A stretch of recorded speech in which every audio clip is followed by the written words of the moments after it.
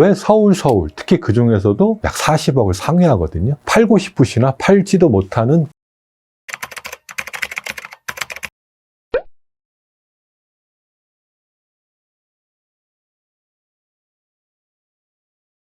예, 안녕하세요.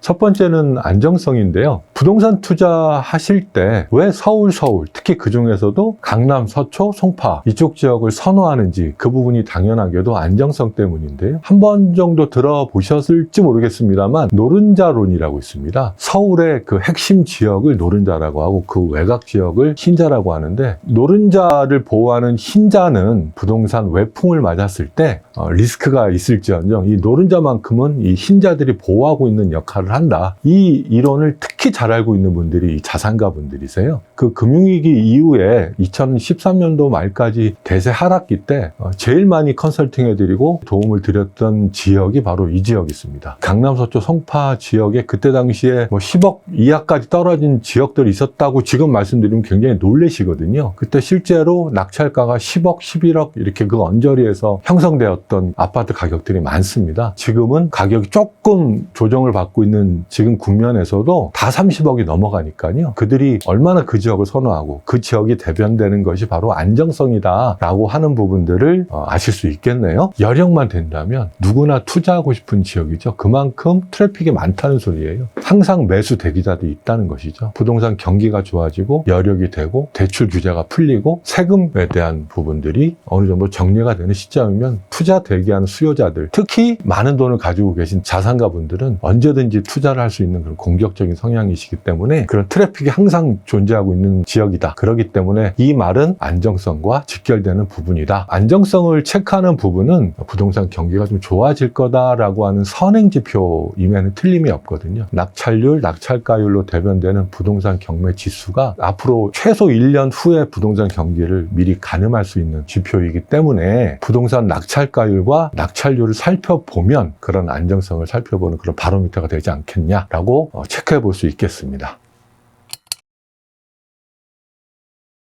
네, 두 번째는 세금인데요. 부동산 투자가 그 옛날에는 재테크 또는 발품을 많이 팔아서 발테크, 요즘은 부동산 관련된 어플리케이션이 많이 개발이 돼서 손품만 잘 팔아도 내가 어떤 특정 지역의 정보를 선취득할 수 있는 그런 것들이 잘 시스템이 되어 있는데, 그와 그 비슷한 말로 최근에는 세테크란 말이 나올 정도로 특히 그 이전 정부에서 최근까지 매년 여러 차례에 걸쳐서 세금 관련 정책들이 바뀌어져 왔잖아요. 그래서 세금 부분에 대한 이슈, 개인들이 다 파악하기에는 많이 힘에 부치는 것은 사실입니다만, 여기서 조금만 전문가의 도움을 받는다면 충분히 세금 부분은 자기 상황에 맞게 그걸 돌파해 나갈 그런 여지가 있는 것이거든요. 부자분들은, 자산가분들은 이 세금 부분을 꼭 체크하고 미리 선투자에 나서 주시는 경향이 있다고 말씀드리고 싶습니다. 낙찰 전과 낙찰 후를 반을 딱 잘라놓고 이 낙찰 전에 해야 될 것들, 또 낙찰 후에 해야 될 것들에 대한 강의를 꼭 말씀을 드리는, 그 중에서 특히 낙찰 전에 다 체크를 해야 된다는 부분이 너무나 중요합니다. 세금 부분도 일단 낙찰 받고 보자, 그 이후에 뭔가를 하려고 하면 좀 늦는 경향이 있거든요. 특히 자산가분들은 꼼꼼하게 미리 낙찰 전에 그 모든 것들을 체크를 해보셔라. 저도 그렇게 가이드를 해드리고 있습니다.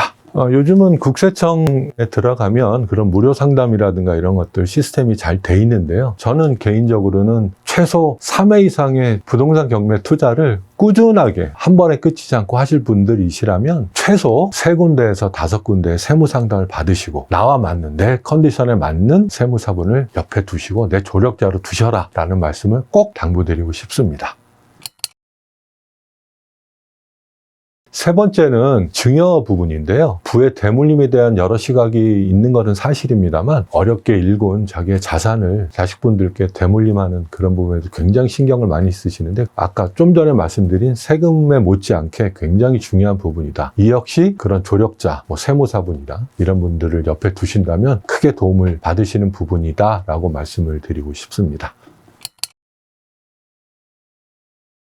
네 번째는 엑시트 전략이라고 말씀드릴 수 있겠습니다. 낙찰 받고 나서 시황에 따라서 그때그때 전략을 맞추는 거 아니야? 라고 생각하시는 분들이 많으신데요. 실제 그렇지 않습니다. 미리 내가 대출은 어느 정도, 수익률은 어느 정도 맞추기만 한다면 매입자가 나왔을 때 몇 년 후에 또는 단기로 접근했을 때는 실제적으로 몇 개월 내에 시황이 안 좋아져서 길게 갔을 때는 매도 단가를 어느 정도 이렇게 맞추고 미리 그 선을 결정해 놔야 나중에 그 매도할 때도 수월하다라는 부분을 실제 컨설팅 해드리고 있고, 자산가분들은 이미 제가 말씀드리지 않아도 그거에 대해서 명명백백하게 좀 이미 알고 계신 경우가 좀 많습니다. 근데 제가 한 가지 예를 들어볼게요. 2016년도에 신당동에 있는 꼬마 빌딩이 최저가가 11억 가까이 떨어진 물건이 있었습니다. 대지는 70평 정도 있고 꽤 신당동 지역이 주목받는 지역인지라 입찰자가 꽤 많을 것으로 예상이 됐고, 낙찰가는 감정가를 살짝 넘긴 16억 정도를 상회해서 낙찰을 받았는데요. 그때 당시 시황으로 밀어봤을 때 꼬마 빌딩임에도 불구하고 꽤 많은 분들이 입찰을 하셨던 기억이 있습니다. 그 물건이 지금 약 40억을 상회하거든요. 좀 전에 말씀드린 대로 엑시트 전략 딱 서 있었었는데 지금 아직까지는 그 엑시트 전략에 맞춰서 아직은